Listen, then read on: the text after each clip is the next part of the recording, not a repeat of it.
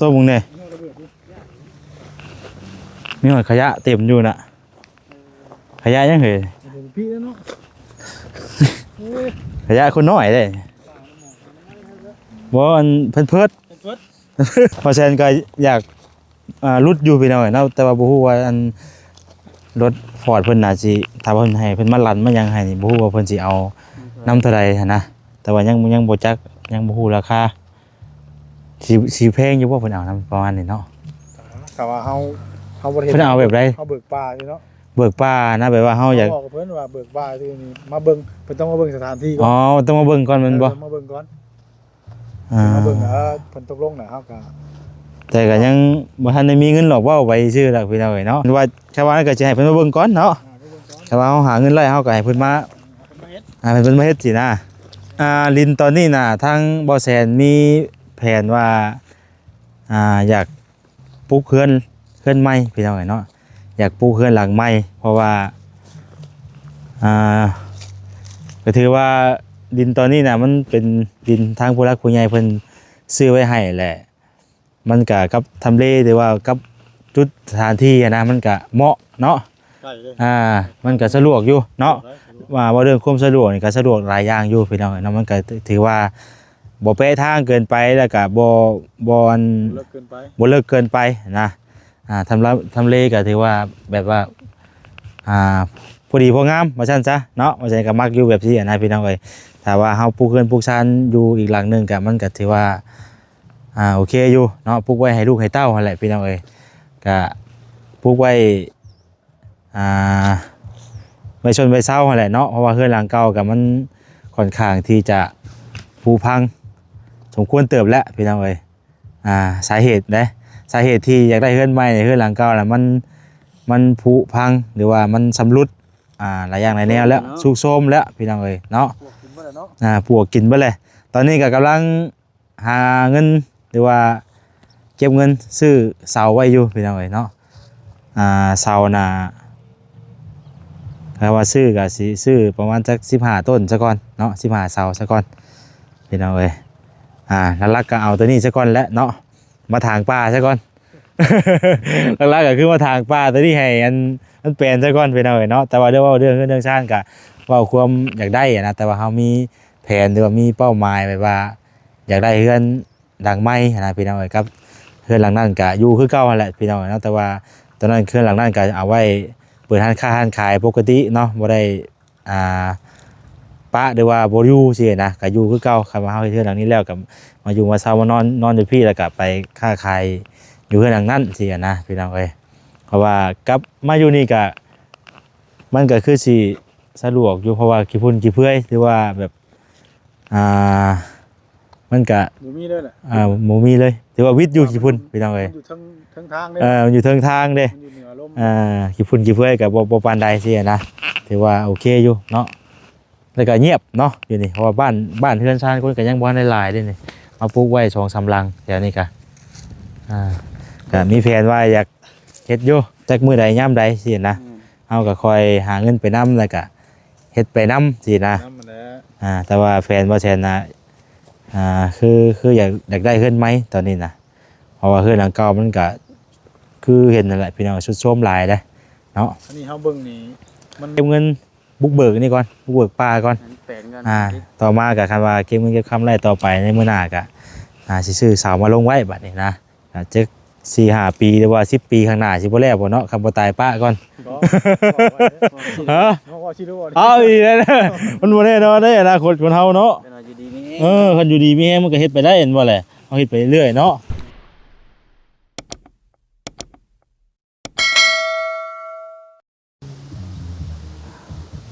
พี่น้องเอ้ยเนาะตัวนี้เลื่อนไปก่อนตัวนี้บ่าวบุญเผยตัวนี้เลื่อนไปก่อนโอ้เลื่อนตัวนี้นี่คักเนาะเลื่อนตัวนี้เนาะติดทางคักดีพี่น้องเอ้ยเอาพี่น้องเอ้ยเนาะกราบสบายดีเด้อเนาะสบายดีพ่อแม่พี่น้องเบิดสุขสุขคนพี่น้องเอ้ยเนาะพบกับช่องบ่าวแสนอีกแล้วเนาะตอนนี้ก็พอดีจอดท่าเบาค่ำพี่น้องเอ้ยเนาะเบาค่ำเรากำลังมาแต่บ้านนะพุ่นแหละเรามาจอดรถไว้เฮือนบ่าวซาลีเนาะเฮือนพ่อบ่าวซาลีเพราะว่าเฮือนเพิ่นก็อยู่ใน มองนี่แหละที่ว่าบ่แซนมาแต่ในมื้อน่ะก็มาจอดรับบาวสดีอยู่บนทางนี่แหละพี่น้องหิมทางนี่แหละเนาะที่กับทางใหญ่นี่เลยพี่น้องเอ้ยพอดีทางบ่แซนก็เลยระหว่างท่าเบาค่ำเนาะเพิ่นสิไปเวียกนำหั่นแหละเพิ่นมาจอดรถไว้นี่แหละเฮือนบาวสาลีแล้วก็พอดีตรงข้ามมานี่เนาะจากหน้าทางมานี่พี่น้องเอ้ยก็เป็นเลินนั้นเป็นเลินผู้ใหญ่ที่ว่าซื้อให้บ่แซนตั้งแต่ปคือเป็น6เท่าเนาะเดี๋ยวเข้าไปฮอดในก่อนพี่น้องเอ้ยเนาะมาฮอดเลยทางบ่คำมันก็มาฮอดพอดีเลยเนาะโดยโดยพี่น้องเอ้ยไปจอดรถถ่าเจ้าก็เลยซ้ำถ่าบ่คำเพิ่นมาฮอดว่าซั่นน่ะก็เลยแวะเข้ามาเบิ่งเลินมาเบิ่งเลินที่ทางผู้ใหญ่เพิ่นซื้อไว้ให้ตั้งแต่2ปีที่แล้วพุ่นแหละพี่น้องเอ้ยเนาะ2-3 ปีที่แล้วพุ่นแหละมาเยี่ยมยามเบิ่งก่อนมาจอบเบิ่งก่อนวานบ่วานเด้อวานมึงแน่พี่น้องเอ้ยอันนี้จากนี่เริ่มจากตัวนี้นี่ดินมาแซนฟังตอนใดบ่ฮะข่อยมาชื่อตอนนั้นกับเจ้าบ่ทันได้ฟังเลยเนาะยังบ่ได้ฟังเพราะว่ายังบ่ทันได้เอามาใส่เด้ตอนนั้นเฮามาขุดหมายไว้ซื่อมาแทกไว้ซื่อจากรักตัวนี้ไปพุ่นพุ่นไปฮอดพุ่นแล้วหัวนั่นเนาะต่อไปพุ่นเลยฮอดหัวพุ่นเลย6เนาะ6แล้วตะกี้ตอนมาซื้อบ่ได้เป็นอันนี้เด้ข่อยก็เห็นอยู่ข่อยก็มาอยู่ตอนมาซื้อบ่ได้เป็นอันนี้พี่น้องเอ้ยมาอีกวันนี้โดนจักกวงจักหอมบาดนี่เนาะมืดตึ๊บเลยป่าไม่ใช่เขามาทิ้งประโยชน์ขยะใช่แล้วโอ้ผู้น่ะมีขยะอันนี้เนาะตัวมึงเนี่ยมีขยะเต็มอยู่น่ะขยะยังเหยพี่แล้วเนาะขยะคนน้อยเลยบ่อันเพิ่นโอ้พุ่นน่ะใช่ผู้ได้ทางมึงไงนึงค่ะใช่ปอบ่มีคนทั้งแตนผู้มึงเนี่ยห่างบ่เห็นบ่ห่างเนาะเดี๋ยวใช้เป็นตาอยู่ดีเลยโอ้มันห่างแล้วห่างบ่อันนี้ดูมีมุงถูกได้จังได๋แต่จะมาเฮ็ดเฮือนใช่เนาะเจ้าของน้ำมาเฮ็ดผู้ได้กุ๊กกิ๊กพุ่นแล้วบ่พุ่นแล้วฮอดรักกันนั่นแหละมันสิมีรักอยู่จากรักพุ่นฮอดต้นพุ่นแหละบังไว้แล้วเนาะเขาก็มันแน่บ่เห็นน่ะเนาะแน่บ่เห็นหยังเลยแหละน่ะบ่แถวนี้แหละมันเพียงแน่แถวนี้บริเวณขอบเขตนี่น่ะเพียงอยู่เพียงอยู่แล้วก็พอแซนก็อยากรุดอยู่พี่น้องเนาะแต่ว่าบ่ฮู้ว่าอันรถฟอร์ดเพิ่นน่าสิถ้าเพิ่นให้เพิ่นมาลั่นมายังให้นี่บ่ฮู้ว่าเพิ่นสิเอานำเท่าใดหั่นนะแต่ว่ายังบ่จักยังบ่ฮู้ราคาสิแพงอยู่บ่เพิ่นเอานำประมาณนี้เนาะแต่ว่าเฮาบ่ได้เพิ่นเอาแบบใดเฮาเบิกป่าอยู่เนาะเบิกป่านะแบบว่าเฮาอยากบอกกับเพิ่นว่าเบิกป่าที่นี่มาเบิ่งเพิ่นต้องมาเบิ่งสถานที่ก่อนต้องมาเบิ่งก่อนแม่นบ่มาเบิ่งก่อนมาเบิ่งเพิ่นตกลงน่ะเฮาก็แต่ก็ยังบ่ทันได้มีเงินหรอกว่าไว้ชื่อหลักพี่น้องเอ้ยจักยามใดคันว่าชาวบ้านก็สิให้เพิ่นมาเบิ่งก่อนเนาะถ้าว่าเฮาหาเงินไล่เฮาก็ให้เพิ่นมาเพิ่นมาเฮ็ดสินะพี่น้องเอ้ยเดี๋ยวสิพาพี่น้องย่างเลาะเบิ่งพุ่นเลยครับลินตอนนี้น่ะทางบ่แซนมีแผนว่าอยากปลูกเรือนใหม่พี่น้องเอ้ยเนาะอยากปลูกเรือนหลังใหม่เพราะว่าก็ถือว่าดินตอนนี้น่ะมันเป็นดินทางผู้รักผู้ใหญ่เพิ่นซื้อไว้ให้แหละมันก็กับทำเลหรือว่ากับจุดสถานที่นะมันก็เหมาะเนาะมันก็สะดวกอยู่เนาะว่าเรื่องความสะดวกนี่ก็สะดวกหลายอย่างอยู่พี่น้องเนาะมันก็ถือว่าบ่เป๊ะทางเกินไปแล้วก็บ่เลิกเกินไปนะทำเลก็ถือว่าแบบว่าพอดีพองามว่าซั่นซะเนาะว่าซั่นก็มักอยู่แบบนี้นะพี่น้องเอ้ยถ้าว่าเฮาปลูกเรือนปลูกชานอยู่อีกหลังนึงก็มันก็ถือว่าโอเคอยู่เนาะปลูกไว้ให้ลูกให้เต้านั่นแหละพี่น้องเอ้ยก็ปลูกไว้ไว้ชนไว้เศร้านั่นแหละเนาะเพราะว่าเรือนหลังเก่าก็มันค่อนข้างที่จะผุพังสมควรเติบแล้วพี่น้องเอ้ยสาเหตุ าเหตุที่อยากได้เฮือนใหม่เนี่ยเฮือนหลังเก่าน่ะมันผุพังหรือว่ามันสำรุดหลายอย่างหลายแนวแล้วสุกโทรมแล้วพี่น้องเอ้ยเนาะ พวกกินบ่ได้เนาะ ปวกกินไปเลยตอนนี้ก็กำลังหาเงินหรือว่าเก็บเงินซื้อเสาไว้อยู่พี่น้องเอ้ยเนาะเสาน่ะถ้าว่าซื้อก็สิซื้อประมาณสัก15ต้นซะก่อนเนาะ15เสาซะก่อนพี่น้องเอ้ยแล้วลักก็เอาตัวนี้ซะก่อนแล้วเนาะมาถางป่าซะก่อน ลักๆก็คือมาถางป่าตัวนี้ให้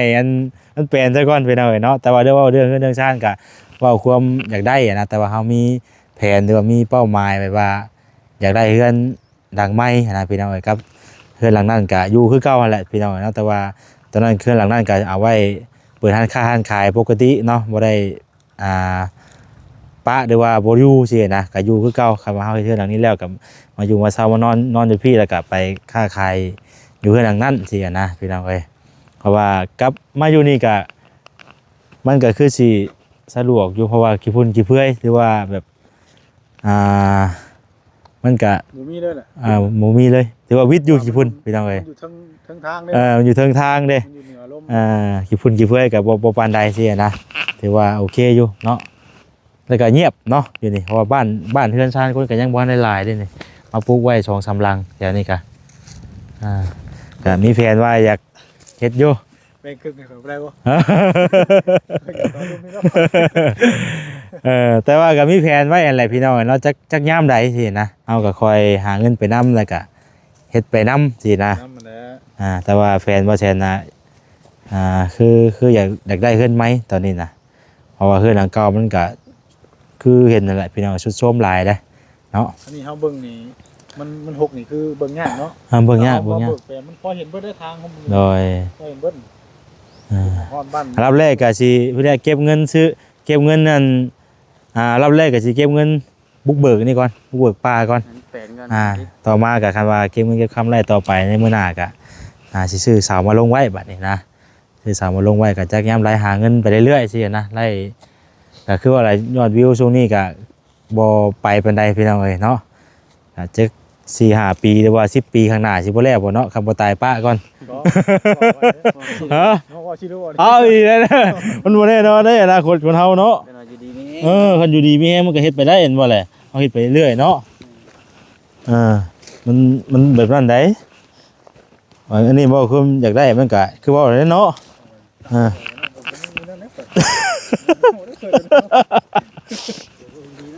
คักได้ไปนั่นนี่ เออ ตายว่าเนาะ พี่น้อง เรื่อยๆ หาเงินไปเรื่อยแล้วพี่น้องเอ้ย 10 ปี20ปีอยู่หั่นเนาะ อันอยู่ดีมีแฮงไงเนาะนี่พามาลงมาเบิ่งนี้นี่ ทางใจก่อนนะบ้านตายยังดึงอยู่เนาะผู้ที่ว่าอยู่เป็นห้องนี้บ่อยเรื่องปลาปีตบขึ้นมาเลยเนาะ เห็นว่าเลือดมันเหมาะกันดิเลือดมันเหมาะกันปล่อยปลาแล้วบัดนี้โอ้ย เป็นทางน้ำห้องน้ำตกตามนี้ เกี่ยวกันมันปักตีนข่อยนี่ เต็มเบิด โอ้ยตายเนาะ ข้าวคำเอาเดือนนี้ก็สิมี โอ้น้ำนี่แหละน้ำที่เฮาปาดเมื่อวานนี่แหละนี่พี่น้องเอ้ยเนาะมันจะมาพี่มัน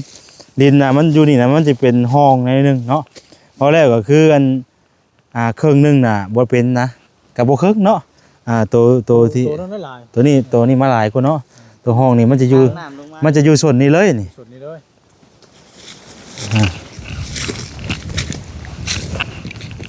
นี่พี่น้องเลยแล้วก็เข้ามานี้ตัวนี่เข้ามาฮอดนี่พี่น้องเลยเนาะนี่ เลย หืม เปิดวะนี่นะ โอ้เนาะจากมือบ่ได้อันโอ้ทางนี่ก็ เป็นตุย เพราะว่าทางนี่ก็บ่ได้ธรรมดาเด้รุ่นหลายมือตัวเด้เนาะเอาตัวนั้นให้ได้รักกันดีกว่ารักจะหันไปหันไปหาพุ่น ลงพุ่นไปแล้ว ไปพูดเลย หาพุ่นเลยบ่ ลงพุ่นเลย เพราะว่าพุ่นมันก็เป็นโศกเนาะ รับนี้เนาะลงมาแต่โค้งคุมนี่เนาะ เป็นห้องเลย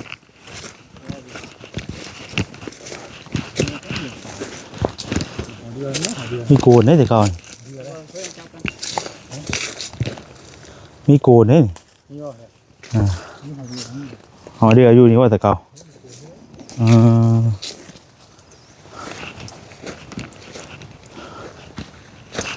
มานี่พี่น้องเอ้ยเนาะ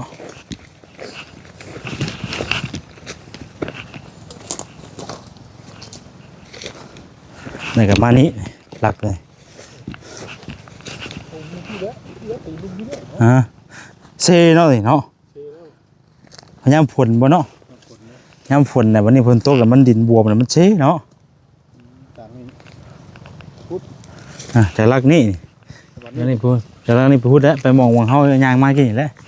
จากนี่ไปพุ่นจากลักนี่ไปพุ่นบัดพุ่นแล้วถ้ามองวังลักเขายางให้ตะพิษพุ่นแล้วเพราะตัวหน้านี่กว้างเลยยาวเนาะ เงา ตัวหน้านี่ยาวอยู่ ตอนนี้เคยไปขุด เจ้าว่าขุดนี่น่ะแม่นบ่วะครับ ชวนอยู่น่ะไปได้ขุด ข้อยก็ลืมเลยได้นี่ โอ้ย มาแต่ตอนแทกพูดออกมาแทกที่ ต้องคอยเบิ่งในคลิปเนาะ เอาไปเบิ่งในคลิปอีก ได้ คือเมาเลยอ่ะคือคนเมาเลยเซ่ เนาะเซเนาะ คนเมาเลยเซ่เลย แต่ว่าพื้นที่มันก็อันนั้นอยู่พี่น้องเอ้ยเนาะมันก็กว้างเติบอยู่แต่ว่ามันปลูกผักหยังบ่ได้นะมันเป็นดินแห้นะมันปลูกหยังบ่ได้อันนี้นะปลูกมันก็จักสิงามหรือบ่เนาะมันบ่คือต้นไม้เด้ ต้นไม้นี่ ต้นไม้บ่ปลูกก็ได้นี่แหละพี่น้องเอ้ยก็ดินตอนนี้ก็ท่านทางผู้รักผู้ใหญ่เพิ่นบ่ซื้อให้ก็คือสิบ่ได้พี่น้องเอ้ยเนาะเพราะว่าเฮาเก็บเงินเก็บคำมาก็คันที่ว่าแหละครับมันก็ยากได้เพื่อสิเก็บเงินได้เป็นก้อนได้มาซื้อดินที่นะทางผู้ใหญ่เพิ่นซื้อให้นี่ก็ได้เนาะก็ขอบคุณทางผู้รักผู้ใหญ่เพิ่นหลายๆพี่น้องเอ้ยเนาะที่ว่าอยากให้มีดินมีดอนเป็นของตัวเองพี่น้องเอ้ยก็ดินตอนนี้ก็มักอยู่พี่น้องเอ้ยเนาะมักสุดใจเลยแหละมันก็เป็นดินที่แบบว่า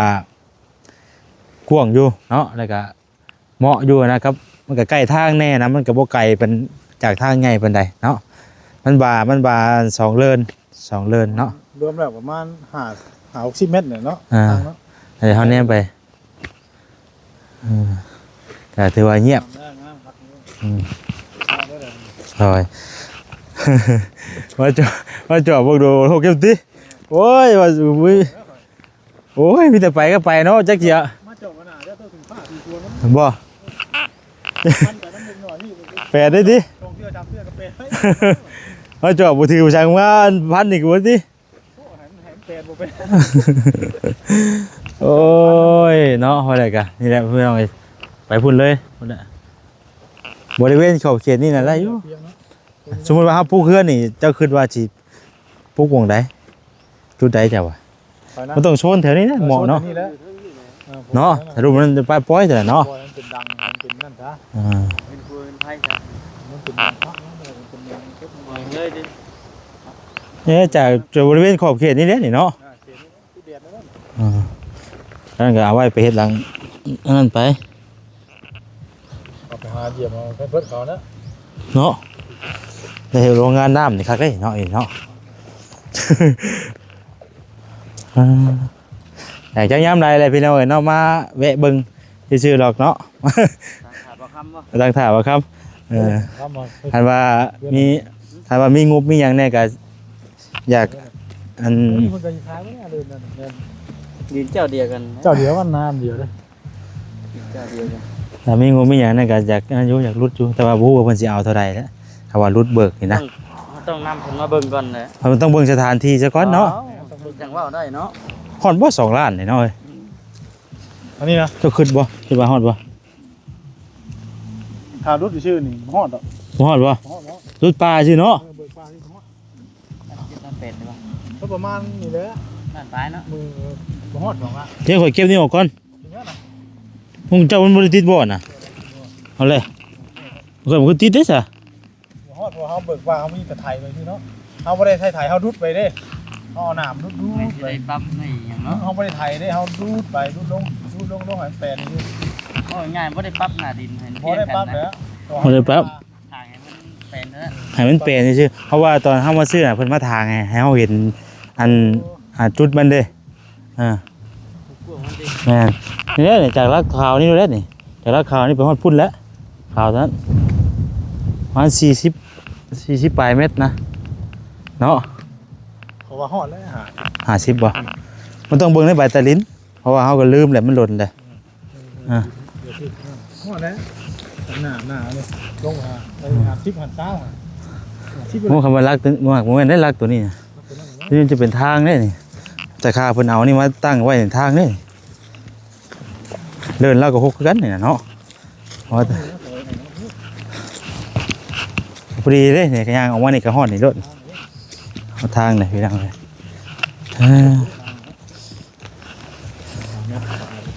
มาจอเบิ่งก็ฮกแค่บ่เนาะโอ้โหให้รถเป็นนั้นมาบุกเบิกเขาเดียวนี่ก็บึ้นแล้วครับว่า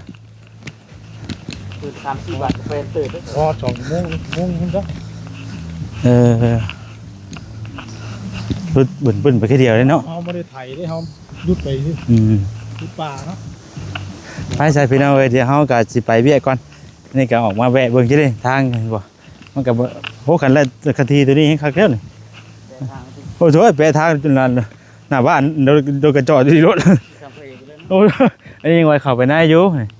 เข้าไปหน้าอยู่แต่ว่าก็บ่เขาว่าอยู่ใกล้กันก็ได้กี่พุ่นเนาะ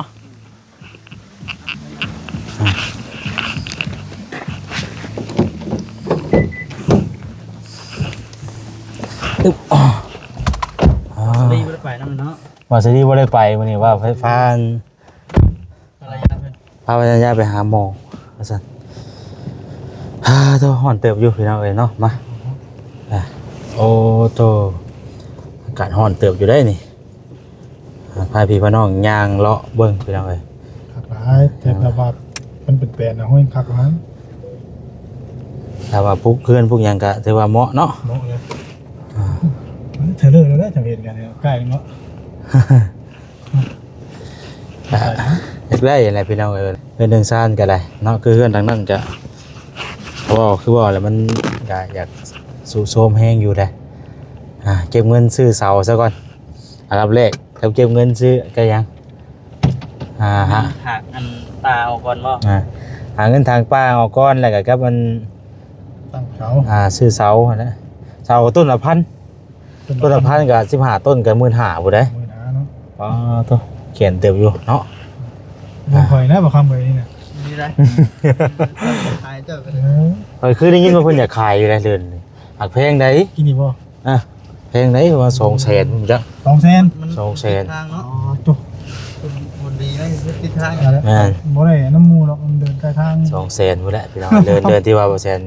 ย่างกายมากินหม่องจอดรถน่ะ200,000บ่200,000กี่พวกหายใจม่วนเด้200,000กี่พอหาซื้อได้200,000 บาทอีกบ่พี่น้องเนาะจังใดก็แล้วแต่เลยพี่น้องเด้อเนาะทางเฮาก็จะเดินทางไปเวียกไปงานก่อนเนาะก็บ่มีหยังหลายมื้อนี้ก็ได้มาอัปเดตเบิ่งที่เบิ่งทางให้ทางผู้หลักผู้ใหญ่เพิ่นเบิ่งเนาะผู้เพิ่นเคยซื้อให้เฮาแหละพี่น้องเอ้ยเนาะก็มาอัปเดตเพิ่นเบิ่งบางเทื่อโดนๆไปเรื่อยๆพี่น้องเอ้ยเฮาก็ถ่ายคลิปลงไปให้เพิ่นเบิ่งเนาะว่าเป็นจังไดเลินเพิ่นก็บ่ได้ถามหรอกพี่น้องเอ้ยแต่ว่าบ่ใช่ได้มาถ่ายเองเนาะเฮาถ่ายลงก็เฮาก็บ่ทิ่มบ่ได้ป้าเนาะเฮาบ่ได้ป้าได้ทิ่มก็เบิ่งแยงก็ว่าจอเบิ่งอยู่นะส่วนหลายก็เฮาว่ามีแต่ไปเวียกที่นะบ่ค่อยได้แบบอันคือว่าเฮาบ่ได้ไปทางไหนก็มาทางสินะมาทางกันประมาณ 4-5 มื้อก็ห่วยอยากเปิดเติบนึงอยู่ได้เนาะแต่มาทางเฮือนบ่สิงว่านี่ก็ยังไปเติบติหากไว้แท้ก็ห่วยอันมันยังก็เฮินน่ะจักบ่แม่งกุจีบ่แม่งจีบ่แล้วแม่งกุจีใหญ่จีใหญ่เห็นเดียวอันนี้คือกันแล้วจีเห็นประมาณว่าเผื่อไว้คือว่า2 ล้านเนาะ2 ล้านประมาณนั้นเลยประมาณ2 ล้านว่าเขารุดให้นะก็ว่าล้าน8นี่มันล้าน5ป่ะประมาณนี้แหละล้าน5เนาะเบิ่งหน้างานก็ฮู้นะมันบ่ได้ว่านั่นมันบ่ได้มีไม้ใหญ่บ่หนึ่งมามันมีไม้ใหญ่มีแต่ไม้น้อยก็หุ้นมันซื่อนะมีแต่มันเตอร์ไปแล้วก็ออกไปเลยเนาะมันก็ถ้ามันบ่ฮกก็เฮาก็เฮ็ดทันทีนี้ได้สินะมันก็เบิ่งง่ายเนาะเบิ่งง่ายพี่น้องเอ้ย ก็ถือว่าโอเคอยู่ดินตอนนี้ก็พี่น้องเนาะ เหมาะเลย เพราะมันเรื่องกี่พุ่นกี่เพื่อยนี่ก็น้ำท่วมน้ำทางนี่ก็ถือว่าวิทย์เนาะ วิทย์พอดีวิทย์เลยพี่น้องเนาะจะบอกนั่นเป็นไดก็คิดไว้หั่นแหละพี่น้องเนาะคิดแบบว่าคิดไฟฝันไว้เนาะว่าอยากมีเงินอีกสักหลังนึงนะพี่น้องเนาะแต่ว่าหาเงินหาคำไรก็พอเฮ็ดไปเท่าเล็กเท่าน้อยหั่นแหละแต่ว่าก็จักยามได้ติดตามเบิ่งหั่นแหละพี่น้องเนาะคันว่ามีการเคลื่อนไหวอะไรบ่ใช่ก็สิถ่ายพี่น้องเบิ่งอยู่ ว่าง่ายก็เริ่มปีใหม่เข้ามานี่มันเริ่มปัวแปลงเนาะ บัวแป้ง เอาปัวแปลงไม้ป้านี่แล้ว เพิ่นแนะนำให้มาทางหญ้าทางตองเลยพี่น้อง บุญทางเรื่อยทางเอาไว้ขอบคุณจะคือ แต่ว่าเขาไม่ใช่โอ้ที่ เจ้าก็ต้องเริ่มแต่ปีนี้นะว่าเจ้าจะเริ่มเฮ็ดเด้ก็มีความฝันเนาะ ต้องเฮ็ด เริ่ม มันต้องเฮ็ดประเทศเล็กขึ้นหน่อยแหล้ว เฮ็ด เนาะ จะหน่อยนะต้อง แต่ว่าบนลงมือก็คือว่าอะไรพี่น้อง เล เลย ย มือก็มันบุกไปแล้วป่าเนาะ มันก็เป็นป่าอย่างที่เก่าแล้วที่ มีแต่ว่าเจ้าไปบอกเป็นมาเบิ้งว่าแต่นี่เขาทำอะไรมีแต่เดือดปลาซื้อบริไทยไม่อย่างเป็นรูปปลาซื้อ โดยหน้าไปบ้านน้องสายฟ้าไปเล่นน้ำเพลินก้อนพี่น้องเลยบ่ได้ไปหลายมื้อเลยผู้ใดอีกจักมื้อสิไปบ้านสาวนวลเพิ่นอยู่เนาะไปเยี่ยมเบิ่งก่อนว่าเพิ่นเทพื้นไปฮอดไสแล้วก็แวะเยี่ยมเบิ่งดินพี่น้องเอ้ยเนาะก็ยังบ่ทันได้ไปทางไปยังหรอกพี่น้องเอ้ยก็เฮาบ่มีเวลาทางว่าซั่นซะก็สิเว้าเลยก็พอแต่ละมื้อก็มีแต่ไปก็ไปซี่นะตื่นมาก็ไปค่ำก็กลับมาตื่นมาก็ไปค่ำแล้วก็กลับมากายไปกายมาอยู่แต่ละมื้อก็ได้ มื้อนี้เข้าไปจอบเบิ่งก่อนว่าซั่นนะพี่น้องเอ้ยเนาะก็คือเว้าแหละพี่น้องเรื่องมีแผนเรื่องเฮ็ดเรือนเฮ็ดชานน่ะก็จักยามใดทางบ่แซนก็มีความคิดแบบนี้นะว่าอยากได้เรือนใหม่มันก็เป็นความใฝ่ฝันของเฮาตั้งแต่หาเงินหาค่ำนั่นแหละพี่น้องเอ้ยเนาะก็ตอนแรกก็อยากได้รถสินะต่อมาก็เป็นเรือนสินะพี่น้องเอ้ยเนาะคือเรือนหลังเก่าก็มันสุดโทรมแฮงพี่น้องเอ้ยเนาะสภาพเรือนชานน่ะมันปวกกินเนาะคือหรือว่าข้อซองหรือว่าทั้งในมันน่ะมอดกินสิเบิดได้พี่น้องเอ้ยเนาะงามทั้งนอกนี่งามอยู่เพราะว่าทั้งผู้ใหญ่หรือว่าทั้งแม่ฮักว่าเช่นนั่นแหละเพิ่นทาชมทาสีให้หรือว่าซ่อมแปลงกะหลายอย่างหลายแนวอยู่กะซ่อมแปลงกับซ่อมแปลงไปเรื่อยๆสินะพี่น้องก็ยังมันมีจุดที่แบบว่าอันนั้นอยู่หั่นนะแบบว่าบ่โตว่านั่นคือว่าในกรณีเฮาซ่อมแปลงเฮ็ดใหม่สินะก็คือสินักเติบอยู่เด้เนาะถ้าว่าเป็นเฮ็ดโครงเฮ็ดหยังใหม่เราคุมหลังคาก็คือว่าอะไรพี่น้องเอ้ยเนาะก็เลยมาคิดว่าโอ้นะมันถ้าในกรณีซ่อมแซมก็คือว่าอะไรพี่น้องเอ้ยมันก็จะนักอยู่เนาะก็จะเบิ้ลลายอยู่ได้พี่น้องเอ้ยประมาณเติบนึงอยู่จะว่าประมาณ2-3 แสนมันบ่จักประมาณ2 แสน3 แสนจักพี่น้องเอ้ยแต่ว่าหลักๆก็หลัก2นี่ต้องฮอดแหละหลัก2นะพี่น้องบ่ฮู้ว่าปลายมันสิเบิดเท่าใดนะก็ประมาณนั้นก็ว่าเฮาสอบเพราะว่ามันได้เปลี่ยนเบิดคันเฮาสอบมันนะกับยามฟ้ายามฝนก็โอ้พี่น้องเอ้ยฝนตกฝนลิ้นก็น้ำไหลจากทางมาท่วมบัดนี้โอ้โตเนาะ คักแน่ดีพี่น้องเอ้ยมันเป็นพื้นที่ต่ำเนาะหม้องนั้นก็ได้ทางผู้ใหญ่เพิ่นก็ฝากเงินประคำมาให้อันนั้นอยู่เทพื้นอยู่พี่น้องแต่ว่าก็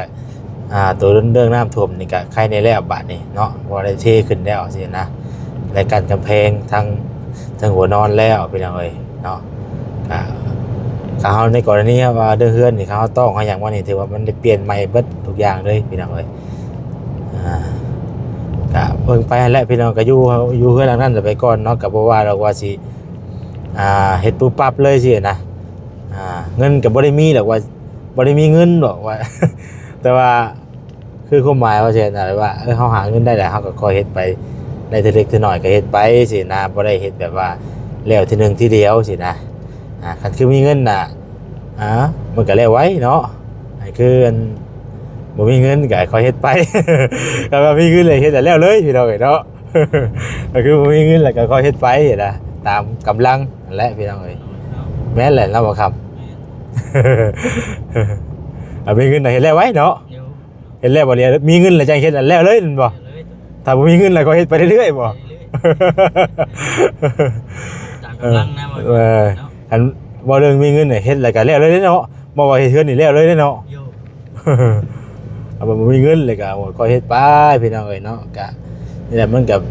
เป็นความใฝ่ฝันอยากได้นั่นแหละพี่น้องเอ้ยเนาะไผก็ได้มองให้เฮือนในซานอยู่ไว้เซาหั่นแหละเพราะว่าเฮือนตัวนี้ก็มันเป็นเฮือนอ่าเฮ็ดซอยกันนั่นแหละพี่น้องเอ้ยเนาะกับมันเป็นเฮือนที่ว่าเฮือนบ่เฒ่าไม่เท่าว่าซั่นจ้ะแต่ก็บ่ได้ว่าออกเฮือนออกซานดอกพี่น้องเฮาหาเงินหาคำได้เฮาก็คอยเฮ็ดไปสินะเฮ็ดไว้ดูใส่ก็ได้ว่าซั่นซะเนาะคือความหมายอยู่ใส่ก็ได้คือว่าลูกเต้าเฮาให้มาเพิ่นมีครอบครัวก็มาอยู่กันอยู่ชาตินี่ก็ได้สินะบ่เป็นหยังมันก็เฮ็ดให้มันสะดวกกันแหละว่าซั่นซะเนาะถ้าเราเรื่องหาเงินได้ครับบ่ได้ก็เฮ็ดไปแล้วจักยามใดมื้อใดปีใดเด้อเนาะพี่น้องเอ้ยไปซะเนาะเว้าหลายยายห้างพี่น้องเอ้ยทางบ่แซ่นก็ก็สิได้ลำลาไปก่อนเด้อบัดนี้เด้อพี่น้องเด้อผิดพลาดประการใดก็ขอโทษขออภัยนำหลายๆพี่น้องเอ้ยพอดีแวะ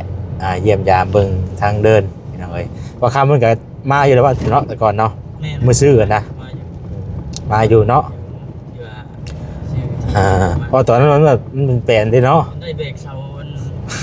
รถเด่นพูดแล้วได้หาม โดย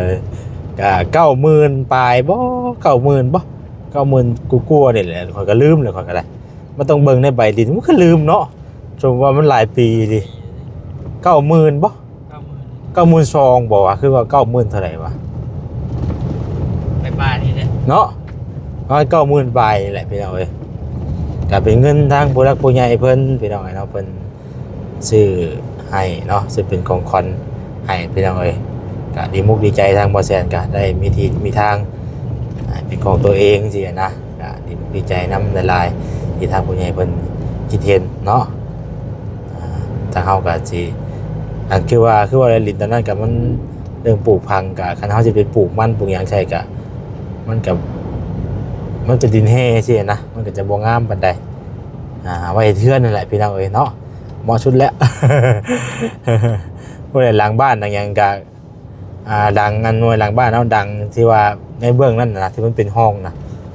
ที่มันเป็นห้องนะก็คือในกรณีถมนี่ก็ประมาณ100เกือบ200รถพุ่นแหละปะถ้าว่าถมได้มันแขนเติบอยู่ถ้าว่าถมน่ะมันเป็นห้องใหญ่เติบเด้มันเป็นทางน้ำลงนี่ราคาดินจังประมาณ90,000นะพี่น้องมันมีจุดที่ว่าตำหนิอยู่สินะแต่ว่าดินเพียงเสมอนี่โอ้ตัวแขนได้ลักแสนปลายเพิ่นประจักเนาะเพราะดินก็มันกว้างเติบอยู่พี่น้องเอ้ยเนาะ